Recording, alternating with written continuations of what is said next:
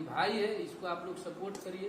और पंकज से हम यह कहब कि निमन गाओ, मेहनत कर, जरूर एक दिन कोनो दबाव नहीं है ना पंकज, एकदम ना एकदम दिल वाली बात।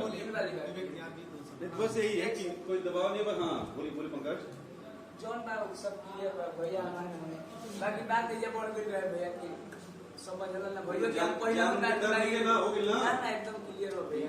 लोगों समझो कि केहू के धमकी ना देवे जाओ बात ये एकरा में दूसरा के मजा लेला के जरूरत नहीं है। सबसे पहले वो यूट्यूबर लोग के हमनी के कह देते नहीं जा कि तनकी 80 रुपया कमाए खातिर तिल के ताड़ मत बनाई जा। आप सब एकरा में हमनी के समाज में कितना गंदा प्रभाव जाता।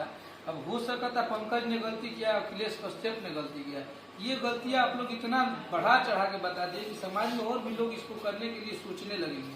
तो आप लोगों का काम है यूट्यूबर लोगों का कि सही चीज बताइए। सबसे बड़ा बात होला कि माफी के शिकायत कर जाला तो बहुत बड़ दिल होला। और यूट्यूबर के मतलब ये होला कि ना वो खेसारी भैया के यूट्यूबर होकर तो ओकरा के बढ़ा चढ़ा के कि खेसारी लाल यादव ने ये कर दिया, वो कर दिया, पंकज सिंह ने ये कर दिया। एकरा में ऐसा समस्या पैदा हो रही है कि दो परिवार अलग होता रहा। छोटी छोटी बात के पंकज के हम ये सोच के कबो लड़ाई झगड़ा ना कर रहे हैं कि पंकज एक सुपरस्टार गायक है, चाहे बहुत बड़ा, हम इनका का आजीवन छोट भाई मान ले रही और छोट भाई समझ के इनका संगे हम ले रही। और जो लाइव में इनका पे हमला भइल चाहे थप्पड़ के मतलब ओकरा खातिर फिर से सॉरी बोला था कि बिल्कुल ना हो के चाहिए। हमरा से वो गलती भइल बा, एकरा के हम हमेशा सॉरी बोले बनी कि हमरा ना चाहते हुए भी हो गई, जो कि आप सब लाइव में देख ले रहे हैं। अभी सब बंद उन करके चुपचाप से लोग गाना बजाना चालू कीजिए, गाना वाना गाई जाओ। पंकज जो नया गाना होता साफ सुथरा बढ़िया वाला गाना है पंकज, सुपर हिट। इतना जितना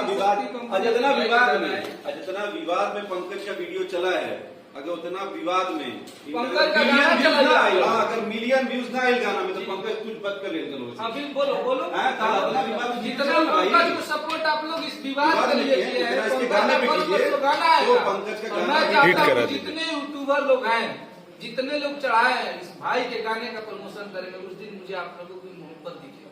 इस भाई को आप लोगों ने इतना सपोर्ट किया है। हर हर महादेव, जय हर हर महादेव।